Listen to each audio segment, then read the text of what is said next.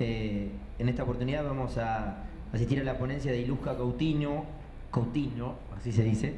Ella es profesora asociada de la Universidad Federal de Juiz de Fora, es periodista egresada de la Universidad Federal de Espíritu Santo, magíster en Comunicación y Cultura por la Universidad de Brasilia y doctora en Comunicación Social por la Universidad Metodista de San Pablo, con una estancia doctoral en Columbia, Nueva York. Posee un postdoctorado en Comunicación por la Universidad Nueva de Lisboa, coordina el Laboratorio de Periodismo y Narrativas Audiovisuales e integra el Comité Asesor del Programa de Posgrado en Comunicación UFJF. Es directora científica de Intercom e integra la red de investigadores de teleperiodismo. Muchas gracias, Iluska. Boa tarde. Já vou começar me desculpando por não falar espanhol. Então, para tentar minorar um pouco eventuais problemas de comunicação e garantir uma boa e perfeita expressão em tema de liberdade de expressão, eu resolvi fazer uso dos slides para tentar diminuir um pouco esse impacto. Queria começar agradecendo o convite dos organizadores do seminário, especialmente na figura do professor Martim, né, e falar como é que é importante, na qualidade de diretora científica da Intercom, que é uma sociedade que reúne pesquisadores de comunicação do Brasil, falar exatamente sobre esse tema. A Intercom é uma sociedade científica que se constituiu em 1977, portanto, há quase 40 anos, exatamente em um momento que a comunicação, sobretudo nos meios massivos, estava sob risco constante quanto à sua liberdade. Ou seja, não havia liberdade para comunicar livremente na mídia massiva, estava sob um regime de exceção. Então, a alternativa para falar livremente da comunicação, muitas vezes, era a alternativa da pesquisa acadêmica. É nesse lugar que a Intercom se constitui também como um lugar de articulação, de pesquisa e também de disputa política pela liberdade de expressão. Portanto, a minha fala hoje vai tentar dialogar um pouco com essa perspectiva que, para nós no Brasil, e, portanto, eu incluí ao nome da mesa a minha localização geográfica, mas também política, né? Pensar um pouco sobre liberdade de expressão no Brasil frente à convergência. E aí, a primeira questão seria, teoricamente, uma oposição, uma possibilidade ou potencialidade entre a perspectiva da convergência e da democratização. E aí, por que uma aparente contradição? Em geral, acena-se com a perspectiva da convergência, sobretudo a convergência de dados, da convergência comunicacional, com uma potencialidade que a tecnologia ofereceria, né, de aumentar o exercício da liberdade de expressão.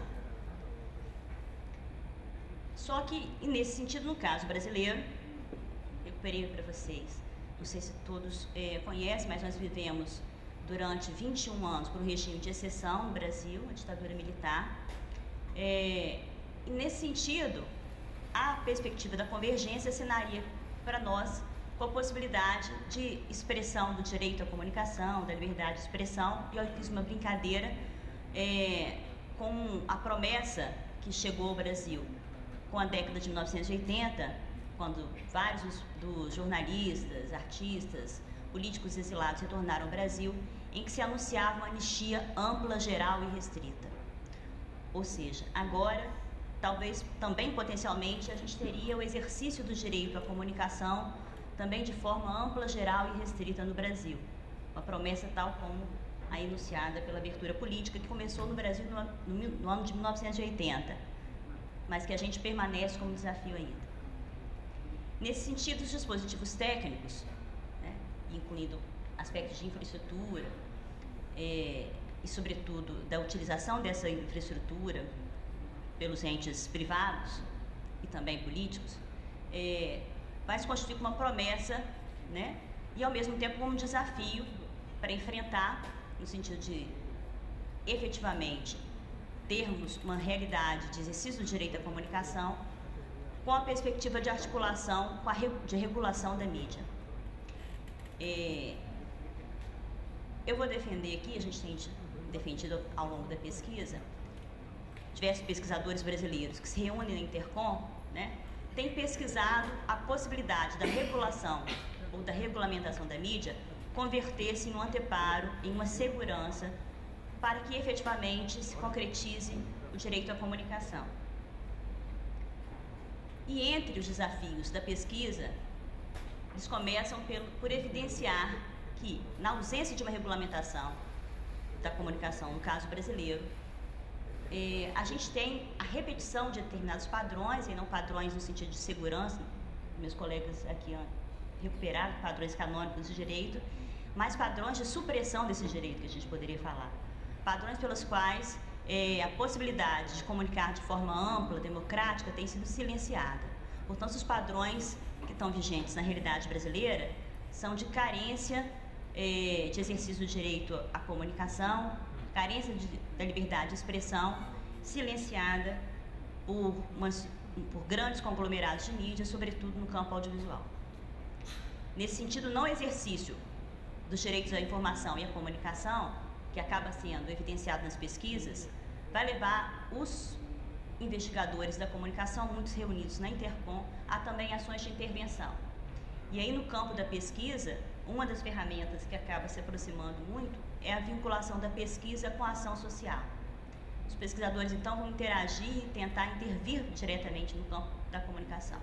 Pesquisa no campo da liberdade de expressão e políticas de comunicação vai associar, no caso brasileiro, um viés de militância.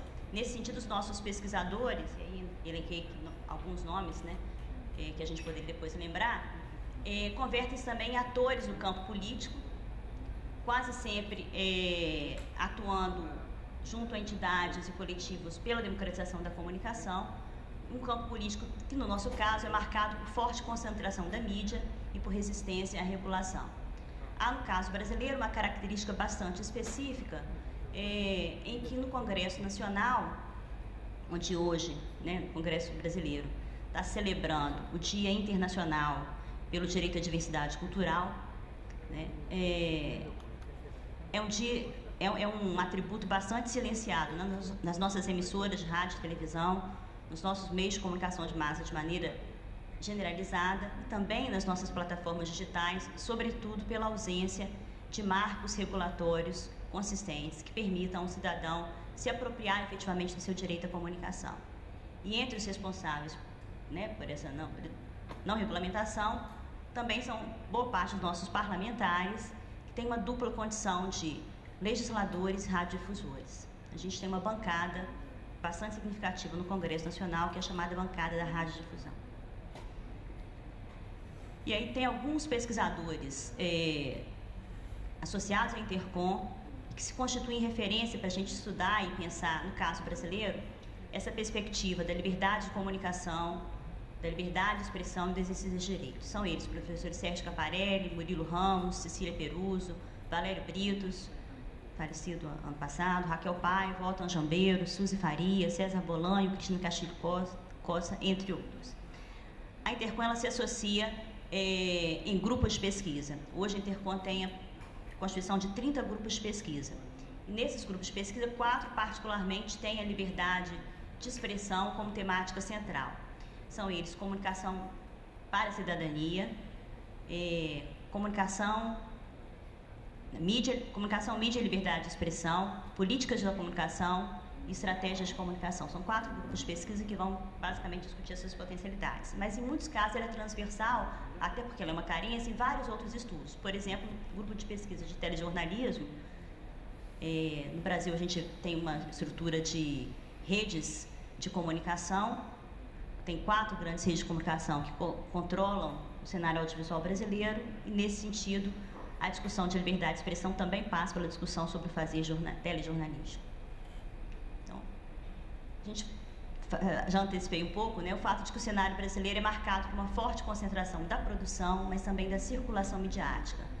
E aí, a despeito de não haver, a rigor, uma regulamentação da mídia, né, a gente perguntaria se essa concentração também não é uma forma de controle, né? Se essa concentração não poderia ser concebida também como um forte controle, ainda que não governamental.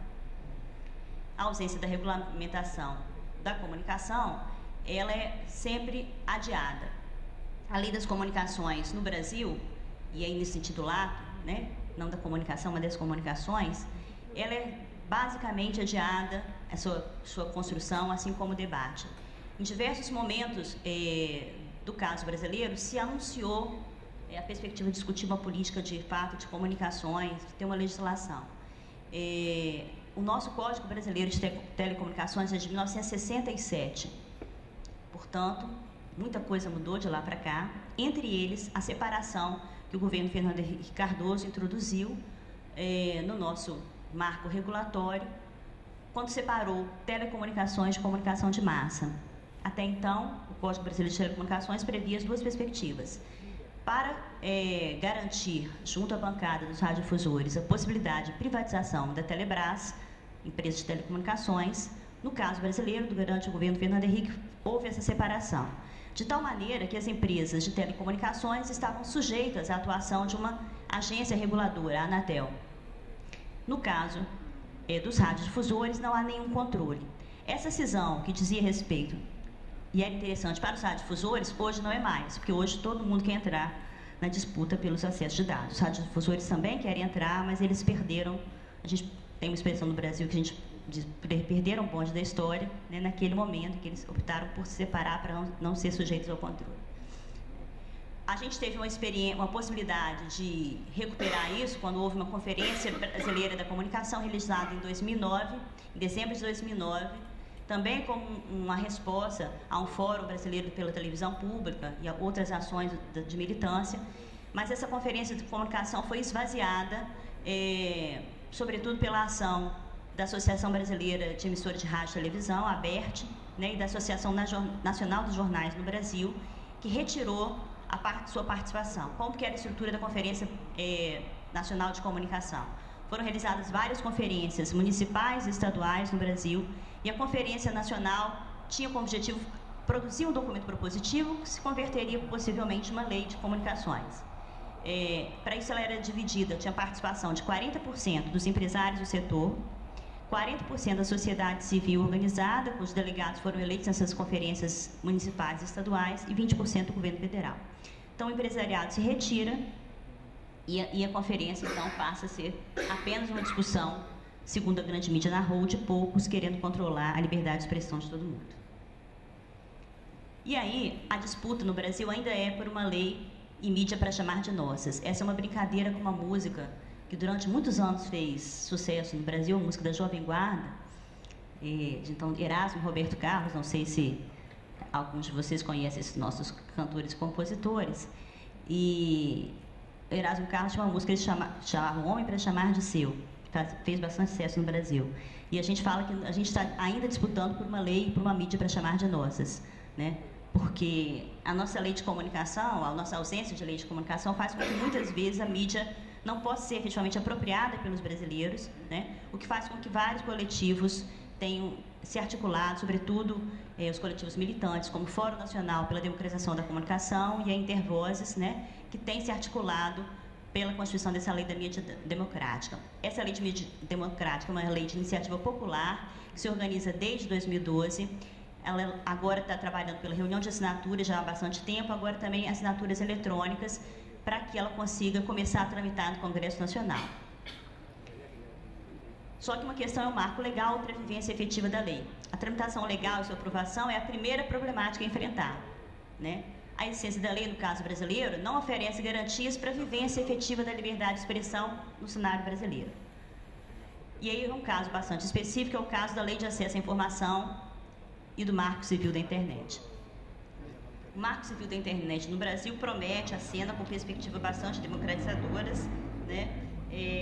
Mas ainda não está concretizado, porque depende de leis complementares, de acordos ainda a serem feitos. Mas a Lei de Acesso à Informação já existe no Brasil.